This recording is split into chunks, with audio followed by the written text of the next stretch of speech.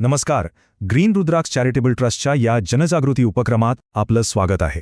आज आपण जमिनीच्या हक्कांशी जोडलेल्या एका खूप महत्त्वाच्या विषयावर बोलणार आहोत, ज्याबद्दल समाजात खूप गैरसमज पसरलेले आहेत.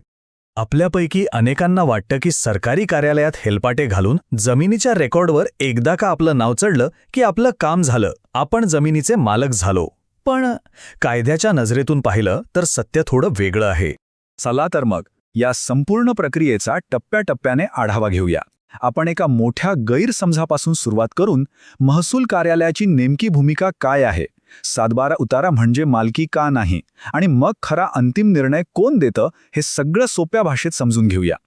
चला तर मग थेट सुरुवात करूया त्या एका विचाराने, त्या एका समजुतीने जी पिढ्यानपिढ्या आपल्या मनात घर करून बसली आहे. हो, हाच तो गैरसमज आहे की तलाठी किंवा तहसीलदाराने सातबाऱ्यावर नाव लावलं म्हणजे आपण जमिनीचे पक्के मालक झालो. पण ही समजूत आपल्याला भविष्यात मोठ्या कायदेशीर अडचणीत आणू शकते. मग खरा प्रश्न हा आहे की सरकारी रेकॉर्डवर नाव येणं म्हणजे कायदेशीर मालकी मिळणं आहे का? कायदा याबद्दल काय म्हणतो? याचं उत्तर अगदी स्पष्ट आहे. तो गैरसमज का आहे हे समजून घेण्यासाठी आपल्याला आधी महसूल प्रशासनाचं म्हणजे तलाठी तहसीलदारांचं नेमकं काम काय आहे हे नीट समजून घ्यावं लागेल. बघा, ही एक प्रशासकीय रचना आहे. गाव पातळीवर तलाठी असतात, जे जमिनीच्या नोंदी ठेवतात. त्यांच्या कामावर मंडळ अधिकारी लक्ष ठेवतात आणि तालुक्याचे प्रमुख म्हणून तहसीलदार या नोंदींना प्रमाणित करतात.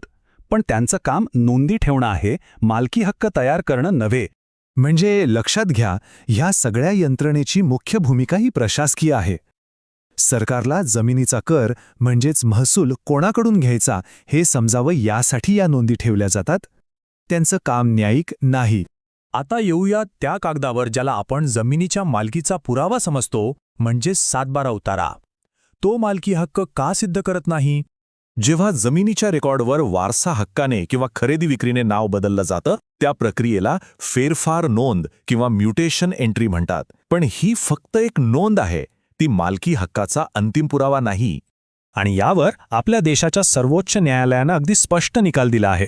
त्यांचं म्हणणं आहे की महसूल रेकॉर्डमध्ये नाव टाकल्याने किंवा पाडल्याने जमिनीचा मालकी हक्क तयार होत नाही किंवा संपतही नाही.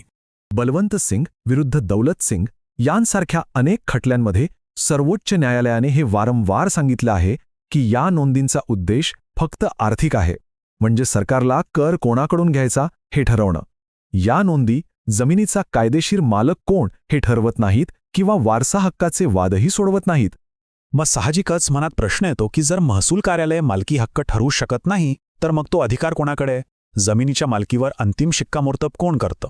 आणि इथे सगळ्यात मोठा आणि महत्त्वाचा फरक आहे. तहसीलदार हे प्रशासकीय अधिकारी आहेत, त्यांचं काम नोंदी ठेवणं आहे. तर दिवाणी न्यायालय म्हणजेच सिव्हिल कोर्ट यांना न्यायिक अधिकार आहेत. तेच मालकी, वारसा आणि हक्काच्या वादांवर अंतिम आणि कायदेशीररित्या बंधनकारक निर्णय देऊ शकतात. म्हणजे जेव्हा जमिनीच्या मालकी हक्कावरूनच वाद असेल, खरा वारसदार कोण यावर भांडण असेल किंवा मृत्यूपत्रालाच कोणी आव्हान देत असेल, अशा परिस्थितीत जितेंद्र सिंग खटल्यात सर्वोच्च न्यायालयानं स्पष्ट केलंय की आपल्याला दिवाणी न्यायालयातच जावं लागेल. महसूल कार्यालय असे वाद सोडवू शकत नाही. बरं, हे सगळं ज्ञान फक्त ऐकून सोडून द्यायचं नाहीये. हे समजून घेण्याचे नागरिकांना खूप मोठे फायदे आहेत. यामुळे आपण अनेक चुका टाळू शकतो. त्यामुळे डोक्यात एक गोष्ट पक्की करायची, गैरसमज बाजूला सारायचा आणि खरी स्थिती स्वीकारायची.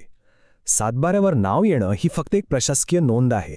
मालकी हक्कावरचा अंतिम शिक्का फक्त आणि फक्त दिवाणी न्यायालयाचाच असतो. ही योग्य माहिती असली की आपल्याला थेट योग्य ठिकाणी म्हणजे दिवाणी न्यायालयात जाता येतं.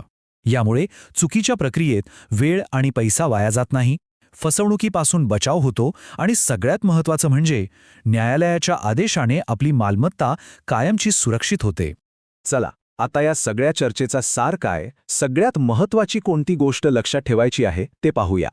इतकं सगळं ऐकल्यानंतर आता या प्रश्नाचं उत्तर आपल्या सर्वांना अगदी स्पष्टपणे माहीत असायला हवं. हा सुवर्ण नियम नेहमी लक्षात ठेवा.